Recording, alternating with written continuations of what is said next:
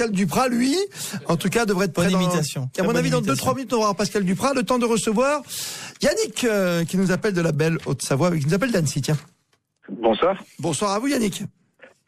Bonsoir. Un partout, c'est bien, ça fait 3 victoires plus un nul. Chapeau, hein. Exactement. Ça peut durer? Une série.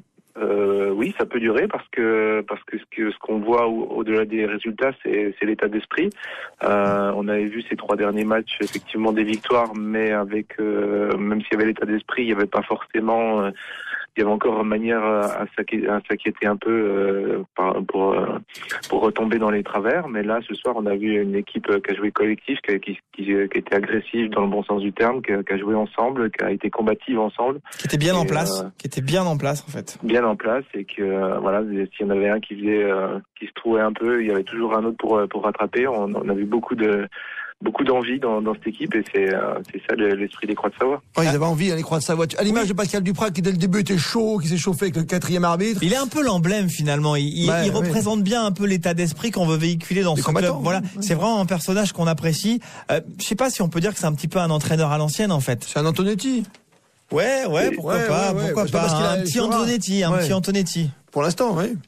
En tout cas, il est guidé par la passion, ça c'est sûr. Ouais. Il est guidé aussi par tout le travail qu'il a fait pour installer ce club au niveau où il est. Donc il sait d'où il vient, et il sait ce qu'il faut faire pour y arriver avec les moyens qu'on a. Oui, c'est vrai que Pascal Duprat, manager à l'époque de la Ligue 2 et tout, avait laissé sa place en Ligue 1 notamment, puis il est revenu, on l'a appelé au secours, quoi. Et c'est pas non plus une folle histoire d'amour entre son président et lui, hein. Faut pas l'oublier, entre Patrick Trottignon et Pascal Duprat. Hein. Vous qui êtes au plus près. C'est des relations assez difficiles en fait.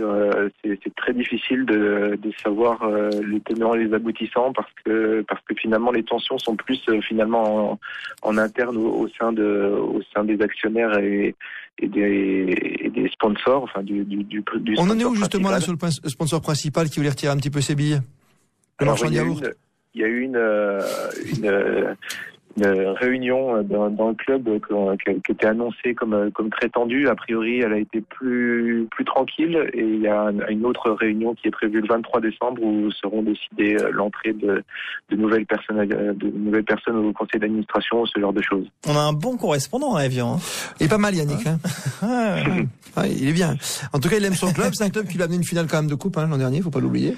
Et Antonin Gaillard, qui aurait pu, Yannick, je le répète, j'adorais ma petite stat du début. Hein. Vous l'avez pas souvent relevé, Monsieur Charlet. Je suis très déçu. C'est la vôtre. En cas de succès, quand même, t'étais 14e ce soir. Je vais pas me l'approprier. En cas de succès, t'arrives à la hauteur de Marseille ce soir. T'imagines? Même nombre de points. T'étais 5e. Là, t'es plus que 12e avec 1 point. Ça va bouger, hein. On a le temps, mais ça veut dire que, Antonin Gaillard peut ne pas jouer que le maintien, quoi, cette saison. C'est de rester un peu plus haut, quoi. Mais d'avoir la tête un peu au-dessus de l'eau et de jouer comme des équipes comme Guingamp, d'être vers la 10e place, d'être, tu vois. Ouais, mais ça peut aller à la vite. traîne toute la saison et te battre comme l'an dernier où ils sont battus jusqu'au bout, quoi. Là, ça va. C'est vrai que tu as 8 points d'avance sur le premier relégable, et c'est vrai qu'avec des équipes qui ont un rythme de croisière qui est assez catastrophique, je pense aux 3 derniers, la Valenciennes, Ajaccio et Sochaux. Donc pour l'instant, il y a de la marge, mais il ne faut surtout pas se relâcher. Merci mille fois Yannick d'avoir été avec nous pour évoquer cet élan de Antonin Gaillard qui récupère 1 point, faut-il le rappeler ce soir, ô combien important après 3 succès consécutifs. Déplacement fructueux tout de même donc en précipité de Monaco. Un partout, Daniel Vasse à la 20.